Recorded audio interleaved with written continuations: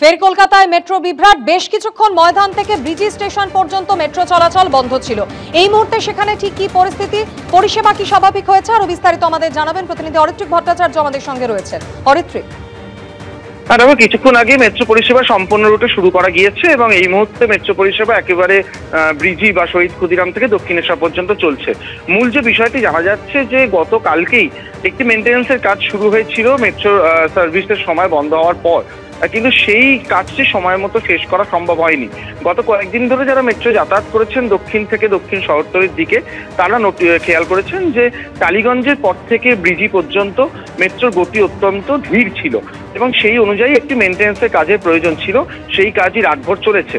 আজকে রোববার যেহেতু সকাল 9টায় মেট্রো শুরু, তাতে একটু বাড়তি সময় পাওয়া যাবে, সেই মেনটেন্যান্স কাজ তাতে শেষ হয়ে যাবে এমনটাই প্রত্যাশা করা হয়েছিল, কিন্তু বাস্তবে সেটা হয়নি। প্রায় 1 ঘন্টা থেকে 1.5 ঘন্টা বাড়তি সময় লেগেছে এবং সেজন্যই ময়দান থেকে দক্ষিণেশ্বর দিয়ে আজকে দিনের মেট্রো পরিষেবা শুরু করা হয়েছিল। তার পরবর্তী সময় কিছুক্ষণ আগে সেই মেনটেন্যান্সের কাজ শেষ করার পর এই মুহূর্তে দক্ষিণেশ্বর থেকে ব্রিজি সম্পূর্ণ রুটে মেট্রো পরিষেবা দেওয়া সম্ভব হচ্ছে। মেট্রো কর্তৃপক্ষ জানাচ্ছেন যে এই যে কাজটি সম্পূর্ণ হলো, তাতে নিত্যদিন যে সমস্যাগুলো হচ্ছিল গত কয়েকদিন ধরে নোটিশ করা হচ্ছিল, সেগুলো কিছুটা কমতে পারে এমনটাই তারা আশা করছেন। ধন্যবাদ অরিত্রিক। যেমনটা আমাদের প্রতিনিধি জানাচ্ছিলেন যে এর আগে আজ সকালবেলা 1 থেকে 1.5 ঘন্টা ময়দান থেকে দক্ষিণেশ্বর পর্যন্ত মেট্রো চলাচল স্বাভাবিক থাকলেও ময়দান থেকে ব্রিজি পর্যন্ত পরিষেবা বন্ধ ছিল।